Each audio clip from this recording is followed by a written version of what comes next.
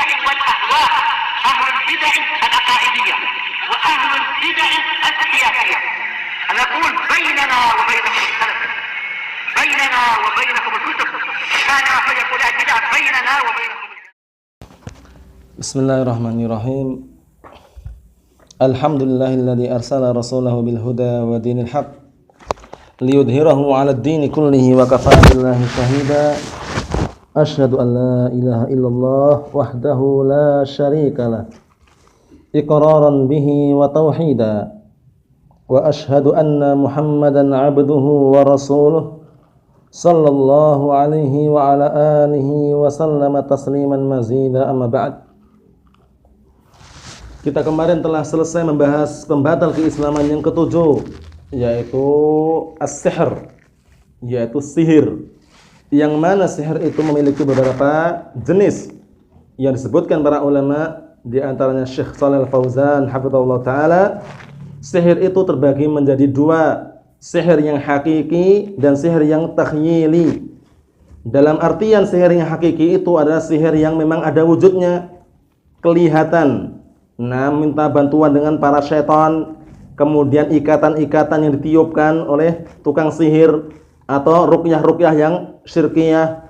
Nah, atau ucapan-ucapan yang dibacakan namun tidak dipahami dan yang semisalnya, atau tulisan-tulisan, gambaran-gambaran ditempelkan, jimat-jimat digantungkan di rumah-rumah atau di mobilnya dan semisalnya, itu adalah sihir yang hakiki.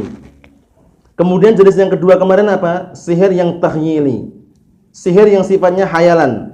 Dalam artian orang ini cuma sekedar membuat apa? Membuat manusia itu menghayal. Nah, terhayalkan. Ya, seakan-akan melihat batu itu bukan batu. Ya, batu diubah menjadi singa, atau orang menarik mobilnya dengan giginya atau dengan rambutnya, padahal itu dengan alat yang lain, cuma terkelabui, tersamarkan, atau seakan-akan dia menghayal, terhayalkan bahwasanya yang menarik itu rambut atau gigi dan semisalnya. Sebagaimana kemarin beliau sebutkan. Yang seperti itu hukumnya bagaimana? Kedua-duanya selama meyakini bahwasannya hal tersebut atau meminta bantuan dengan syaitan dan semisalnya, itu jelas kekufuran. Itu jelas kekufuran. Adapun sihir yang takhyili ini, itu kalau seandainya dia mengelabui cuman dengan kecepatan tangan, atau dengan cara-cara yang lain, itu dia hukumnya apa? Zalim dan juga kefasikan. Perbuatan dosa yang tidak boleh dilakukan karena menipu manusia, walaupun tidak dengan bantuan jin, mungkin kecepatan tangan itu misalnya. Akhirnya orang melihat kelihatannya benar tapi tidak benar, kelihatan nyata tapi tidak nyata, seperti itu.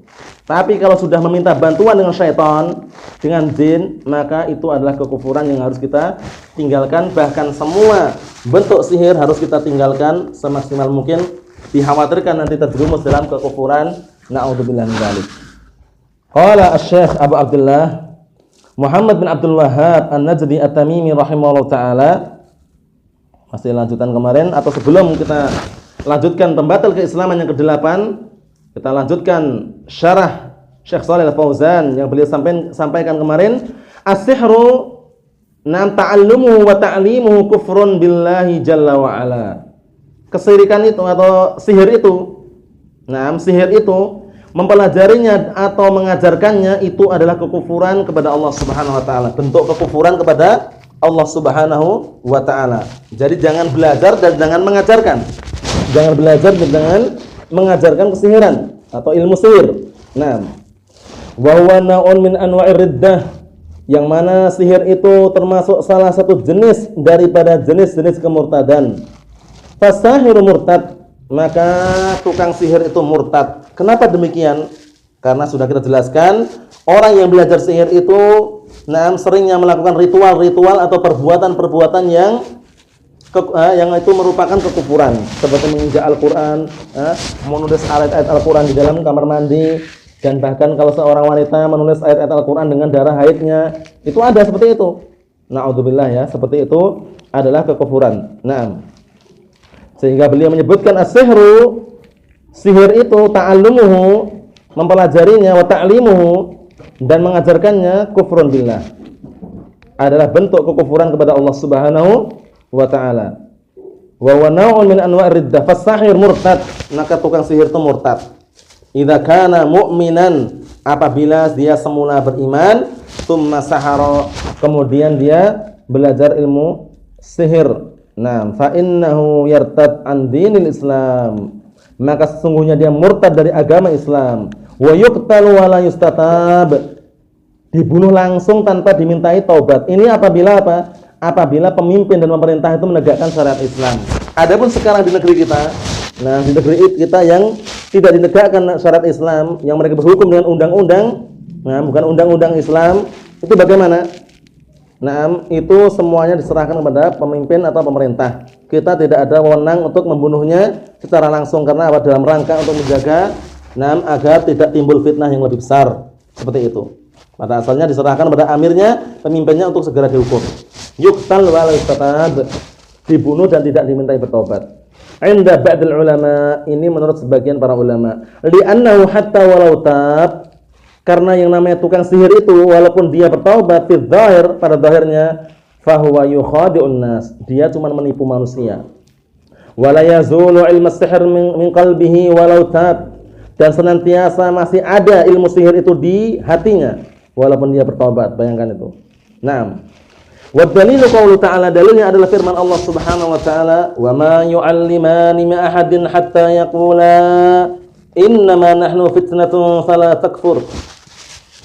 Dalilnya adalah firman Allah Subhanahu wa ta'ala, dan tidaklah mereka berdua, itu para malaikat, dua malaikat yang Allah Ta'ala turunkan, naam, itu tidaklah mengajari seseorang pun sihir, melainkan apa? Melainkan dia mengatakan, innama nahnu fitnatun fala takfur. Kami sekedar menguji, kami sekedar memberikan ujian, jangan kau kufur, jangan kamu belajar sihir. Allah Jalla wa Ala anzala malakaini minas sama' yu'allimani sihr. Allah Subhanahu wa ta'ala menurunkan dua malaikat dari langit untuk mengajari sihir. Tapi apa? Ibtila'an linnas wa imtihanan linnas, sebagai ujian, sebagai cobaan untuk manusia. Fa idza ja'ahum man yuridu ta'allamus sihr, jika datang kepada mereka siapa? Datang kepada malaikat tersebut, man yuridu ta'allumas sihr, orang yang hendak mempelajari sihir, nasahahu, kedua malaikat tersebut menasihatinya, wa qala lahu, dan mengatakan kepada orang yang mau belajar sihir apa? Innama nahnu fitnatun fala takfur. Kami itu sekedar fitnah, ujian, menguji, memberikan cobaan untuk kalian. Fala takfur, maksudnya yakni la tata'allama sihra, jangan kamu belajar sihir. Fadulla ala anna ta'alluma sihr, nah maka fadalla, maka menunjukkan ala anna ta'alluma sihri kufrun. Ini menunjukkan bahwa saya mempelajari ilmu sihir itu adalah kekufuran. Barakallahu fikum. Khulasahnya, intinya, jangan sampai kita mempelajari ilmu sihir, baik itu sihir yang hakiki maupun yang takhyili, kedua-duanya adalah haram, tidak boleh kita pelajari, bahkan kita wajib untuk menghindarinya. Nah, sekarang yang kedelapan kata beliau, as-saminu, pembatal keislaman yang kedelapan, mudhaharatul musyrikin wa muawanatuhum 'alal muslimin. Mudhaharah maknanya apa? Al-i'anah wal musa'adah. Itu maknanya. Jadi maknanya apa? Menolong dan memberikan bantuan orang-orang musyrikin, wa muawanatuhum, dan menolong mereka, alal muslimin, ay ala qitalil muslimin, untuk memerangi kaum muslimin, maknanya gitu ya. Jadi yang kedelapan adalah apa? Adalah orang yang menolong kaum musyrikin, membantu kaum musyrikin untuk memerangi atau mengganggu kaum muslimin, maka itu adalah kekufuran. Jangan sampai kita mengganggu dengan cara-cara yang bisa mengeluarkan daripada al-Islam. Jangan kita mengganggu kaum muslimin secara keumuman, dan bahkan menolong kaum musyrikin untuk membunuh atau memerangi kaum muslimin, jangan. Itu adalah kekufuran. Jadi mudhaharatul musyrikin ay al-i'anah wal musa'adah, menolong dan memberikan bantuan kepada kaum musyrikin untuk memerangi kaum muslimin, ini tidak diperbolehkan. Dalilnya adalah firman Allah Subhanahu wa taala, wala ta'awanu 'alal itsmi wal 'udwan, dan janganlah kalian tolong-menolong dalam perbuatan dosa dan permusuhan. Termasuk perbuatan dosa, perbuatan permusuhan, memberikan bantuan kepada kaum musyrikin untuk memerangi kaum muslimin itu. Barakallahu fikum, hati-hati. Nah, kemudian qala syarih Syekh Shalih Al-Fauzan hafizahullah taala, as-saminu, yang kedelapan, min anwa'ir riddah, dari jenis-jenis kemurtadan, mudhaharatul musyrikin, memberikan bantuan dan pertolongan kepada kaum musyrikin, alal muslimin, terhadap kaum muslimin. Maknanya apa? Naam, untuk memerangi kaum muslimin. Ai muawanatuhum, yaitu menolong mereka, menolong orang-orang musyrikin untuk memerangi kaum muslimin. Fal mudhahara ma'naha al muawanah. Maknanya adalah muawanah, memberikan pertolongan atau bantuan. Bi an tu'inal kuffar, yaitu dengan dengan menolong orang-orang kafir ala qitalil muslimin wa adhiyatil muslimin. Perhatikan, maknanya adalah apa mudhaharah ini? Maknanya menolong orang-orang kufar, membantu orang-orang kufar untuk memerangi kaum muslimin atau mengganggu kaum muslimin. Jadi hati-hati. Al-muslimu man salimal muslimuna min lisanihi wa yadihi. Orang muslim yang sejati itu dikatakan orang muslim itu ketika kaum muslimin yang lainnya selamat darinya. Selamat dari apa? Selamat dari lisannya, selamat dari tangannya. Tidak dijahati dengan lisannya, mungkin dicaci maki, menghina dan semisalnya. Tidak pula dijahati dengan tangannya. Jadi kaum muslimin harus paham masalah ini. Nah, itu yang dikatakan muslim sejati.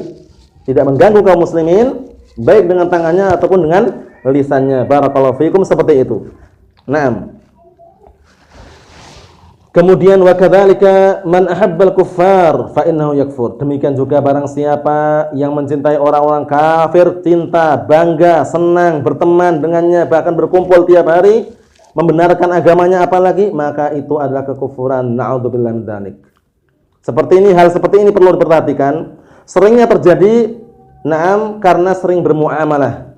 Bermuamalah dalam artian kerjasama dalam bisnis contohnya. Nah, orang muslim ini enggak masalah, aslinya hukumnya boleh, mubah. Orang bisnis kerjasama dengan orang kafir dalam perdagangan itu enggak masalah. Buktinya Rasulullah juga pernah suatu ketika bekerjasama dan jual beli terhadap dengan orang Yahudi. Itu tidak masalah, cuman kalau seandainya diri kita tidak kuat imannya, lemah imannya, alangkah baiknya kalau seandainya kita bekerjasama dengan kaum muslimin.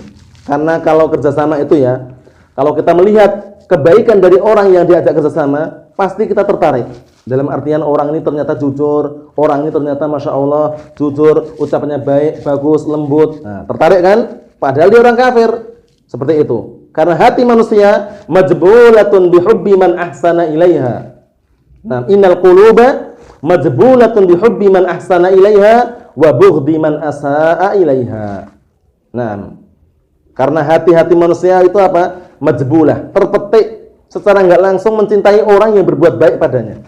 Mesti itu. Kita lihat semula senyum-senyum, akhirnya berbuat baik, memberikan sumbangan, memberikan bantuan, akhirnya hati kita terpancing untuk mencintai orang tersebut. Seperti itu. Itu hati manusia ya. Kemudian sebaliknya, wa bughdi man asaa ilaiha, dan benci terhadap orang yang berbuat jahat padanya, walaupun kerabat dekat. Kerabat dekat, saudara sendiri, bayangkan, saudara sendiri, saudari sendiri, tetangga sendiri, kalau berbuat jahat sama kita, berbuat jelek sama kita, kita pasti benci. Pasti kita benci dan tidak suka. Itulah hati manusia. Nah, sehingga hati-hati ketika bekerja sama dengan orang kafir, harus diiringi dengan ilmu yang kuat dan juga keimanan yang mapan. Jangan sampai kita mudah terpengaruh dengan mereka. Apalagi sampai muji ya. Karena sebagian orang gitu, orang kafir itu lebih bagus daripada orang muslim ini. Wah, itu bayangkan itu.